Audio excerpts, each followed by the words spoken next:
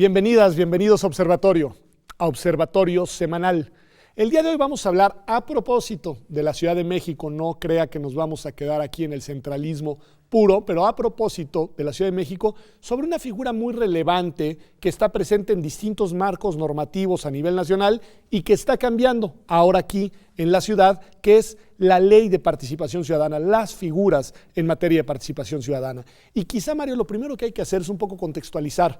Como todas las entidades federativas, también la ciudad ha vivido un proceso de transformación normativa. Hace algunos años se aprobó la primera Constitución de la Ciudad de México y desde ahí entiendo que se sentaron las bases para lo que ahora estamos tratando en este programa. Cuéntanos un poco. Justamente a partir del inicio de vigencia de nuestra primera Constitución en la ciudad, se establecieron una serie de derechos que llevan y dan un potencial muy importante a lo que es la democracia participativa.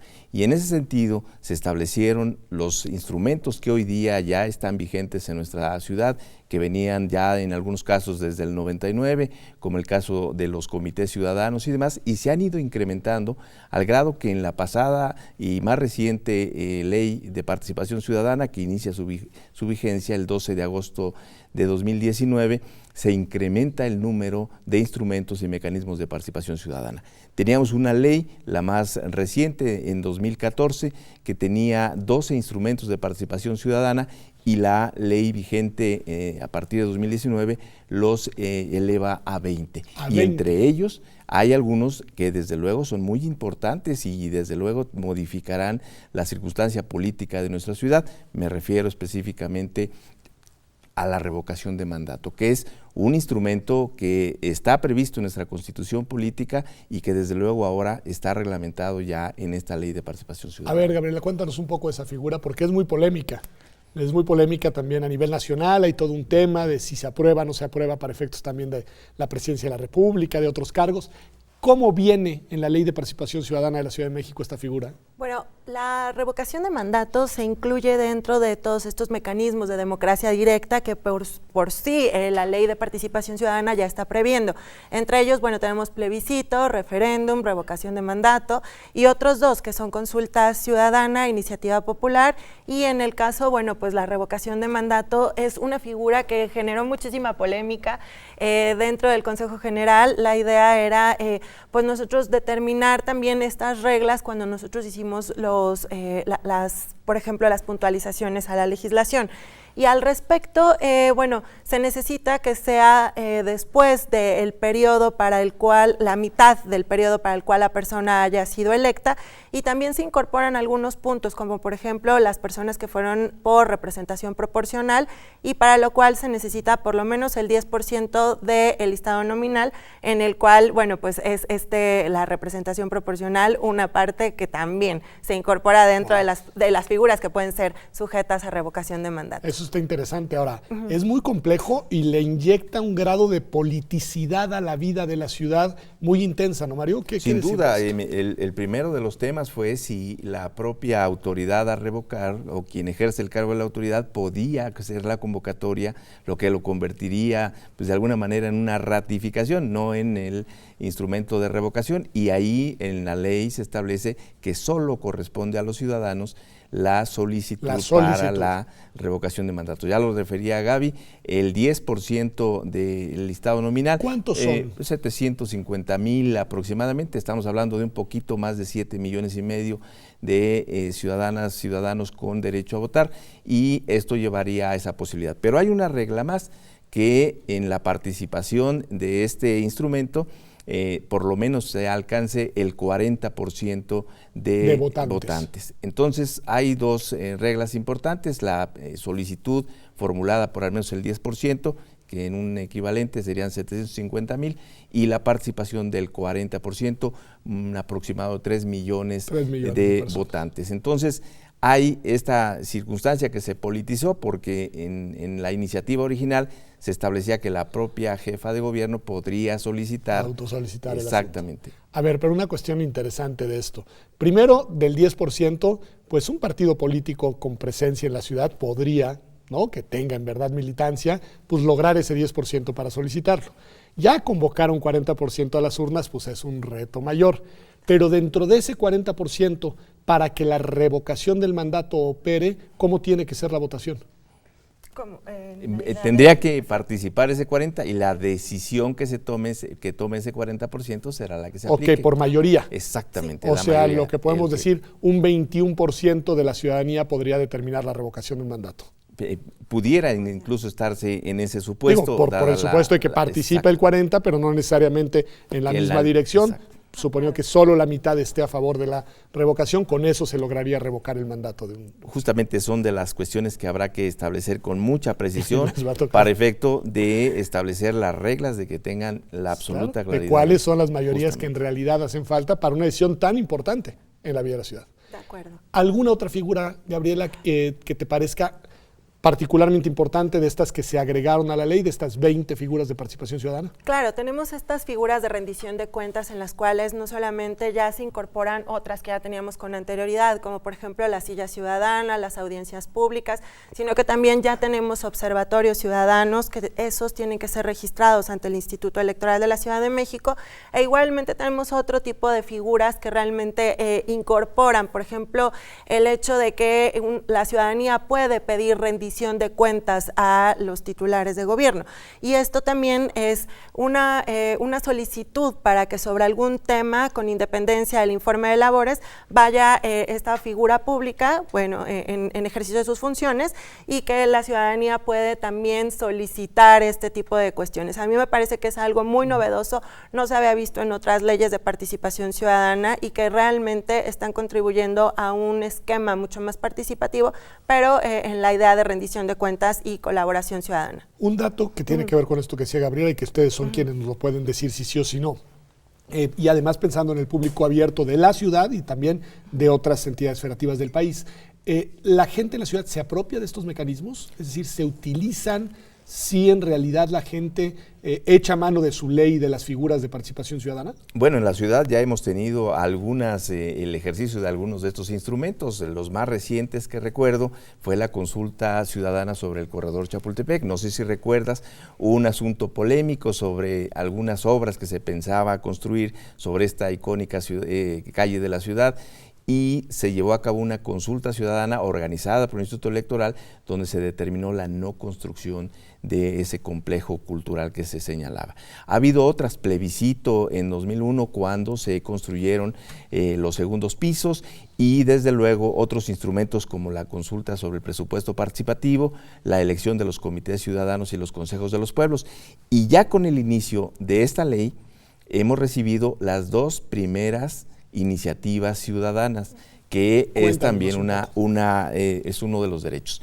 En el caso específico del inicio de vigencia de esta nueva ley, se establece que la ciudadanía, cuando alcance al menos el porcentaje del 0.13% de la lista nominal, más o menos 10,000 ciudadanos, pueden proponer una iniciativa de ley al Congreso de la ciudad. Okay. En el caso concreto tenemos dos iniciativas que, por cierto, hoy día el Instituto Electoral está revisando la procedencia de la solicitud misma, y este es uno de estos instrumentos que hoy día están en la ley de participación y que verdaderamente le da el derecho ciudadano a proponer medidas de solución a través de alguna norma que pueda ser analizada en el Congreso.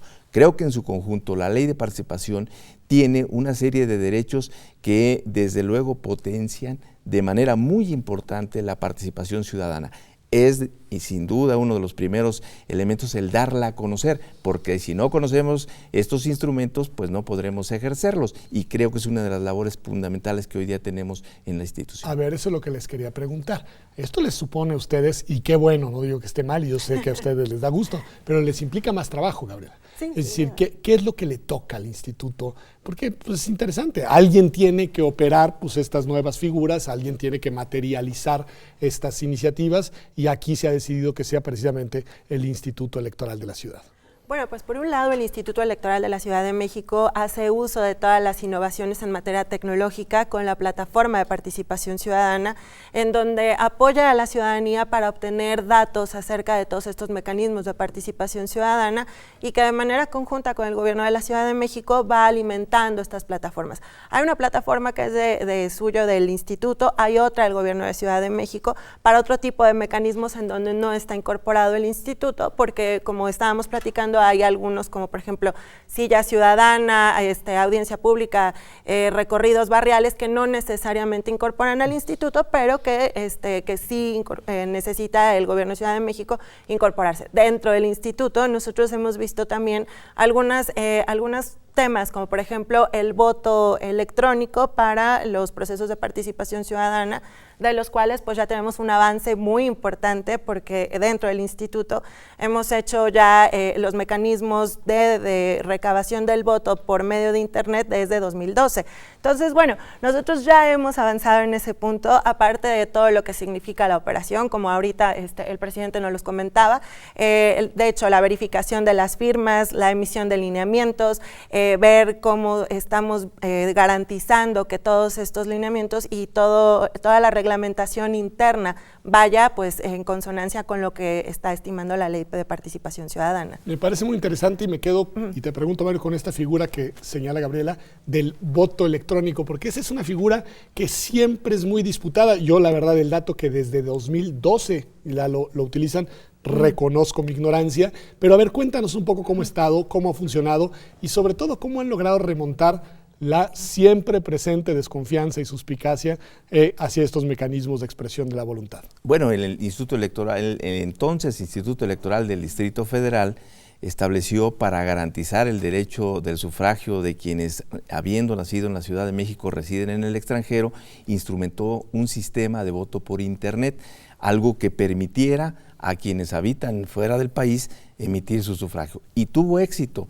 Este instrumento fue sin duda cuestionado como todos los instrumentos novedosos y fue analizado, incluso llegó a tribunales y en la sala superior se determinó que el sistema garantizaba todos los elementos que debe que cumplir el sufragio, la universalidad, la secrecía y sobre todo la oportunidad que nos daría a conocer la expresión del voto ciudadano. 2012 arrancamos en la elección de la entonces jefatura de gobierno y se recabaron los votos electrónicos. Y a partir de ese momento, este instrumento se empezó a utilizar en las consultas ciudadanas que dentro de la ciudad se llevan a cabo.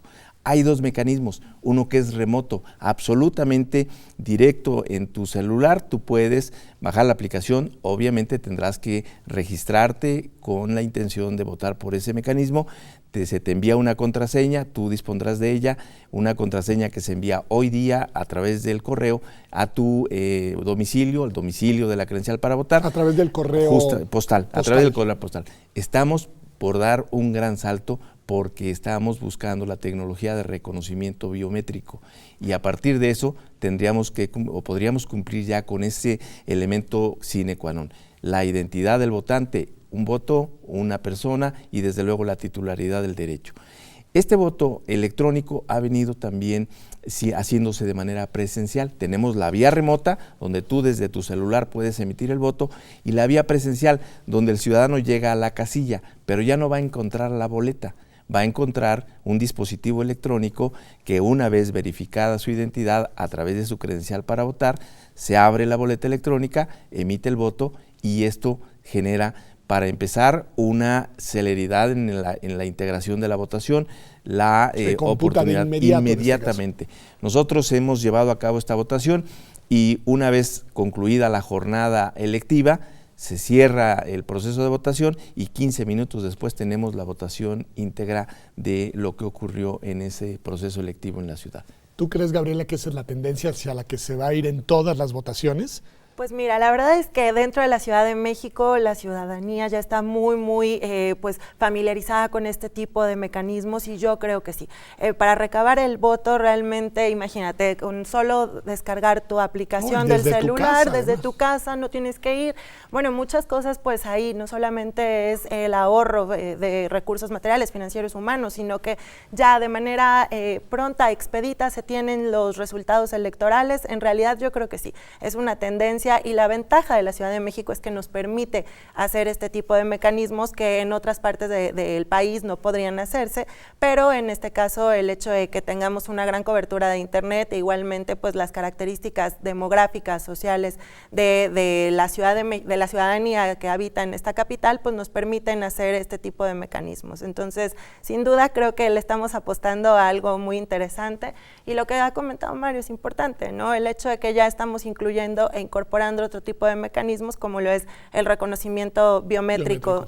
A ver, y un punto interesante, Mario, para cerrar este bloque.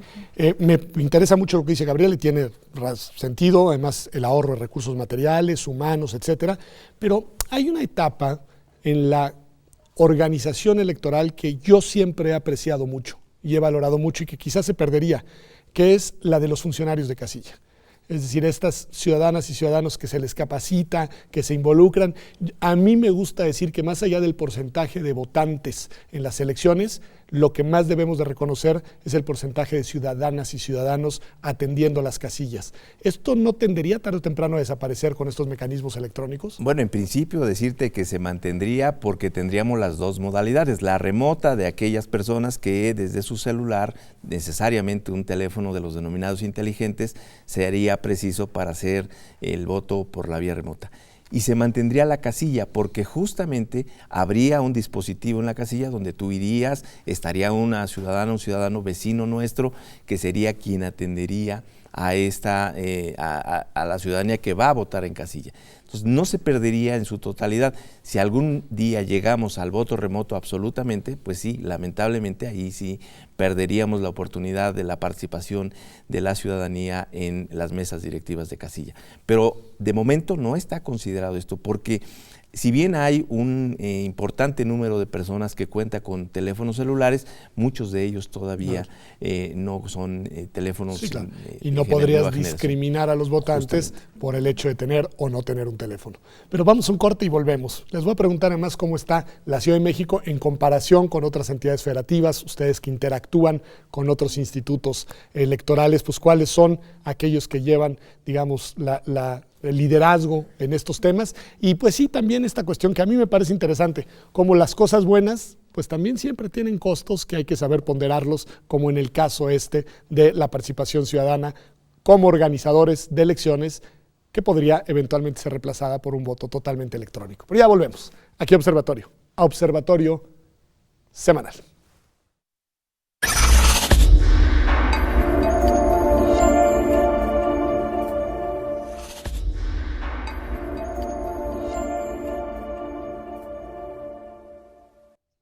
Ya estamos de vuelta aquí en Observatorio Semanal, y estamos hablando de los nuevos mecanismos de participación ciudadana que en este caso están contemplados en la legislación de la Ciudad de México, pero que en sí mismos creo que son muy interesantes independientemente de dónde los opere.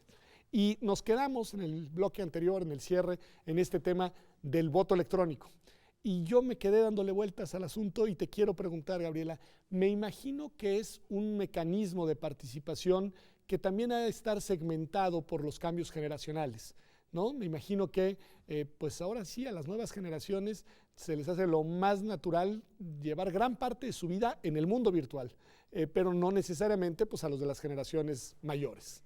Sí, de acuerdo. Nosotros en el instituto tenemos mucha conciencia acerca de la brecha digital que atraviesan algunos sectores de la población, no solamente adultos mayores, sino también personas que, por ejemplo, no tienen el acceso a internet o acceso a pues, dispositivos móviles. Pero si vemos, pues sí, ¿no? Otras generaciones ya simplemente, por ejemplo, hacen transacciones bancarias en el celular, hacen todo, piden comida, y ahora, ¿por qué no votar? Esa es la gran pregunta y el gran cuestionamiento.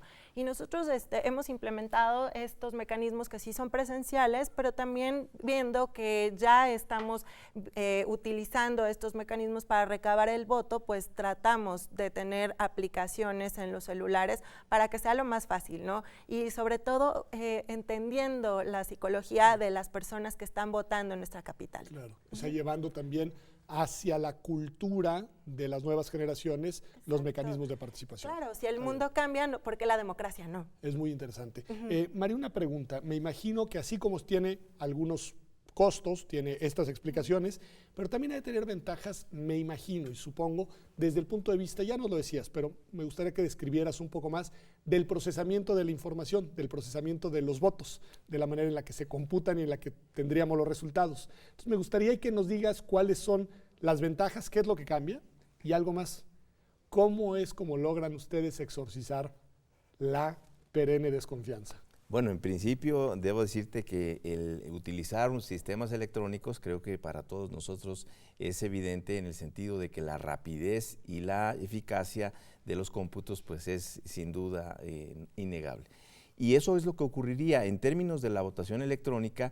Lo primero es que no solo se sustituye la boleta para la emisión del sufragio, ahí se tiene la ventaja de que no hay error y no habría en su caso un voto nulo, salvo que el propio elector tome decisión de anular un voto, y en ese sentido pues es una decisión y esa que se opción respeta. te la daría ahí en el sistema. Entonces, un ciudadano que está en la boleta electrónica pulsaría la elección que tiene, el propio sistema le pide que confirme si efectivamente esta es su opción, y si es así, si la confirma, se computa. ¿Cuáles son las ventajas? Inmediatamente ese voto se diversifica en urnas, tecnológicamente hablando, en varias urnas, para no poder identificar el votante con el voto. Esto es uno de los primeros elementos que el sistema debe tener, el diversificar el depósito en urnas electrónicas que permitan evitar una identidad de saber por quién votó Mario Velázquez el día de la elección. Después de eso viene el cómputo, que es inmediato. Una vez que se cierra la casilla, el funcionario electoral pide que se haga el cómputo distrital. El sistema le pide que confirme que sea el voto, que se está llevando a cabo el cómputo total, porque no va a poder abrir nuevamente la casilla. En ese momento se lleva a cabo el cómputo y se cierra el sistema. Y ahí sí te pregunto, Gabriel, en ese caso, ¿qué pasa con los famosos recuentos de los votos?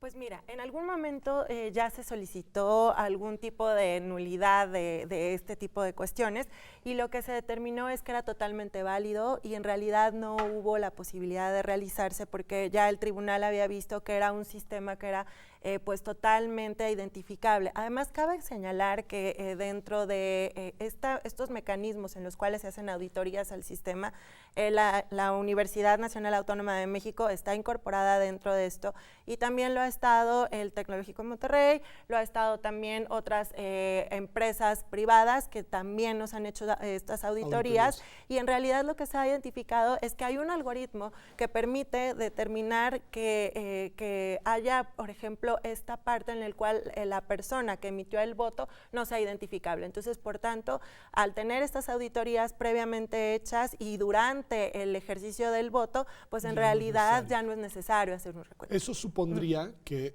factores como el recuento pues, están más asociados con el error humano o con el sesgo humano, déjame decirlo así, Mario. ¿Sí? Justamente, y esa es una de las razones por las cuales este sistema evitaría esta circunstancia. Hoy día, la sumatoria de votos en la casilla al cierre de la misma lleva a errores muchas veces, tanto en la propia sumatoria, en la clasificación del voto, porque puede estar dentro del rubro de votos anulables y demás. Con estos sistemas que te piden confirmar, no habría la opción de nulidad de votos y el cómputo se llevaría a cabo de manera directa por el propio sistema. Con esto evitamos justamente esa circunstancia que hoy se ha vivido y que ha llevado a que los ciudadanos permanezcan por mucho tiempo en la casilla haciendo el cómputo correspondiente. Sí, en el último proceso electoral, pues estuvieron algunos de nuestros vecinos y vecinas pues en horarios muy prolongados, muy extensos, que lamentablemente pues no pueden de alguna manera exigir una corrección en todos los elementos que se precisan para hacer un cómputo. Y la revisión de los cómputos está muy enfocada a eso. Hubo una mala sumatoria, hubo un error aritmético y en razón de este sistema se evitaría completamente esta situación. ¿Quieres decir algo? Bueno, solamente es el número de votantes se hace el match, por decirlo así, con el número, con también el número de votos y simplemente se ve que realmente hubo cuadren los datos, pero no se necesita un recuento como tal. Tú nos decías, Gabriel, algo interesante, que es que algo que permite a la Ciudad de México contar con estos sistemas, pues son las características de su infraestructura tecnológica, es decir, la conectividad que hay, y que esto no necesariamente sería igual en todo el país. Eso supondría que lo que vale para algunos mecanismos de participación o elecciones en la Ciudad de México todavía no lo podríamos imaginar a nivel nacional, es decir, en las elecciones que coordina y organiza el Instituto Nacional Electoral. Yo creo que nosotros en Ciudad de México tenemos la ventaja para hacer un laboratorio de este tipo de política pública como tal y lo tendríamos que estar tomando como ejemplo para otras entidades. Me parece que podríamos empezar a hacerlo de manera poco a poco para que en un futuro se pueda realizar en todo el territorio nacional. Me parece que en el momento no tenemos todas las condiciones en todo el país, pero sí en Ciudad de México y tenemos que aprovechar aquellos estados que tienen estas consonancias con la Ciudad de México para ver de qué manera se puede determinar el uso de tecnologías para recabar el voto de la ciudadanía. Y creo que es algo que tenemos que estar apostando. Sin duda, hay otros estados de la República que tienen avances en los sistemas electrónicos, pero no en el sistema electrónico por internet, que eso es una variante de la recabación. De la ciudad, exactamente. Es una aportación original de la Ciudad de México. Así es. Desde el punto de vista jurídico, me imagino que es necesario que estos mecanismos tengan un soporte en normas, en leyes, y también tienen sus propios mecanismos eventualmente de impugnación ante los tribunales electorales, Mario. Justamente el primero de los elementos que permite la implementación del voto electrónico es la previsión en la norma. Si la norma no permite el recibir votación a través de instrumentos electrónicos, evidentemente no puede Eso quiere decir que los propios partidos políticos, a través de sus bancadas en el Congreso de la ciudad, han impulsado estas figuras. Justamente, y en Ciudad de México lo tenemos ya desde 2012 y está previsto en nuestra Constitución y en nuestra ley electoral la posibilidad de usar instrumentos electrónicos para ello. El segundo de los elementos es la revisión del sistema, es decir, logísticamente es susceptible de implementarse, hay o no hay los elementos materiales y técnicos para poder llevarlo a cabo. Y una vez establecido esto, estos deben ser sujetos de auditorías continuas y constantes y evidentemente en razón de ello verificar que lo que dice que se hace en el sistema es exclusivamente lo que se tiene o lo que se puede hacer. No habría posibilidad de instalar un sistema que tenga una diversidad de actividad o diversidad de programas que permitan hacer cosas adicionales. No, el sistema es único y exclusivamente para recabar la votación. Y en el caso específico es un sistema propio, no es un sistema que fue adquirido por alguna empresa o alguna de estas instituciones que lo desarrollan. En el caso concreto del sistema en la Ciudad de México es un sistema propio. Y la continua auditoría del mismo pues es uno de los elementos fundamentales. ¿Qué es lo que nos decía Gabriel? ¿Qué hemos hecho? En el voto electrónico original de 2012 se ha hecho una serie de revisiones, se ha puesto a discusión a través de foros y en las propias comisiones del instituto y los partidos políticos han puesto puntos específicos sobre la revisión y hemos instrumentado una serie de medidas adicionales para efecto de poder instrumentarlo. Te pongo una como ejemplo. En uno de los ejercicios de presupuesto participativo y consulta y elección de comités ciudadanos, tú podías llegar a el módulo donde estaba instalado el sistema electrónico y aún viviendo en una demarcación territorial distinta de donde estaba instalado, podías ejercer el sufragio, porque el sistema tiene la totalidad del padrón electoral. Pero esto significaba la posibilidad de que alguien pudiera incorporar personas del famoso acarreo para llevarlo y podían votar en un solo módulo. Hoy día se ha determinado que en ese módulo solo podrán votar quienes corresponden a esa sección Es electoral. la misma Entonces, lógica que se sigue en una elección, justamente, digamos, han venido tradicional. incorporándose elementos adicionales para efecto de garantizar que la votación electrónica no pueda bajo ninguna circunstancia modificar en principio la decisión de la ciudadanía y en segunda que se den estos fenómenos que lamentablemente en algunos casos ocurren. Gabriela, si miráramos a toda la República, digo, ya sé que es demasiado complicado, pero si miramos a la República, en tu experiencia en interacción con otras autoridades electorales de otras entidades o de otras ciudades, en fin, ¿cómo está el tema de la participación ciudadana? ¿Hay un desarrollo más o menos similar? Aquí me llamó la atención esto de 20 figuras y ahora estos mecanismos tecnológicos, o si hay una diferencia relevante entre lo que tenemos en la ciudad y lo que se tiene en otras entidades. Bueno, en otras entidades tenemos el desarrollo dentro de la ley o dentro de los códigos locales, dependiendo, pero lo que se ha estado incorporando poco a poco es el esquema del presupuesto participativo. Okay. Parece ser que este esquema en particular es uno de los que permite que la ciudadanía, exactamente, que la ciudadanía vaya y no solamente esté registrando proyectos para el mejoramiento de sus comunidades, sino que también, bueno, pues incorpora un componente de educación cívica, porque al final del día tiene que detener algunos puntos que son de deliberación ciudadana. Esto de suyo es importante para dentro de nuestro esquema de democracia, también dentro de los estados se incorporan estas partes en las cuales ya no tenemos, a veces llegamos y nada más registramos para solventar una necesidad particular. Para al incorporar esta deliberación ciudadana ya tenemos esta posibilidad de generar comunidad y que es lo que el instituto ha tratado de hacer desde hace varios años, generar comunidad, porque a partir de eso pues tienes el interés de tener este mejoramiento del lugar donde vives y sobre todo pues realmente pues tener una mejora en la calidad de vida. Me gusta mucho esto que dice Gabriel, me gustaría que abundaras un poco en el punto de cómo la democracia sí es, pero no solo es ni debe ser electoral, sino que la democracia también supone este otro tipo de mecanismos, y aquí Gabriela utiliza un concepto muy potente que es el de la deliberación. Sin duda que en Ciudad de México estamos muy avanzados en relación a otras entidades federativas, con esta incorporación de instrumentos que permiten al ciudadano estar pendiente de lo público, que es, me parece, la parte fundamental de esta ley. En términos generales, en la Ciudad de México, si los ciudadanos tomamos la decisión de participar en lo público, tenemos instrumentos para cada una de las cuestiones que nos pueden interesar, desde la propuesta de iniciativas, la revisión de las condiciones de los servicios públicos en nuestra comunidad. Ya hemos comentado sobre el recorrido barrial, podemos invitar a la autoridad de la alcaldía para que verifique las condiciones en las que se encuentran los servicios públicos y muchos otros instrumentos que tenemos. Y justamente la intención de esta ley es que el ejercicio de los derechos políticos no se circunscriba a ir el día de la elección a votar y decidir quién gobernará, sino que haya un verdadero involucramiento de la sociedad en los asuntos de su comunidad.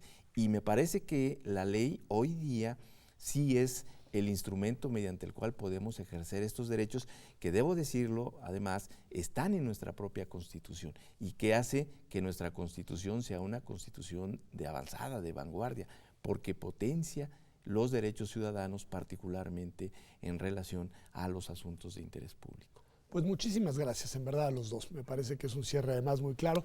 Me gusta mucho escuchar cómo dos representantes de una autoridad se sienten orgullosos del marco normativo con el que operan y encuentran en su Constitución y en su Ley de Participación Ciudadana ventanas de oportunidad para innovar y ventanas de oportunidad para generar dinámicas de participación ciudadana que, como decían ambos, y ahora, en su conclusión, permiten a la gente incluirse, digamos, ¿no? Y creo que ahí, Gabriela, muchísimas gracias, porque creo que ha sido muy importante lo que nos han dicho el día de hoy. Y además, una cosa también, presidente y consejera, pues es que ustedes tienen una responsabilidad pública y desde esa responsabilidad pública nos vienen de alguna manera a convocar, a participar y a utilizar los mecanismos que la legislación nos ofrece. Si usted no los conoce, conózcalos. Si usted no vive en la Ciudad de México, también conózcalos, porque vale la pena también ver cuáles y cómo y en qué medida se pueden ir reproduciendo hacia otras latitudes, así como muchos de los que ahora están recogidos en la ciudad en realidad tienen su origen en la iniciativa de las legislaturas, de los gobiernos de otras entidades de nuestro país. Esto ha sido Observatorio Semanal. Muchas gracias por habernos acompañado y nos vemos aquí, como todas las semanas, en TV UNAM el próximo domingo.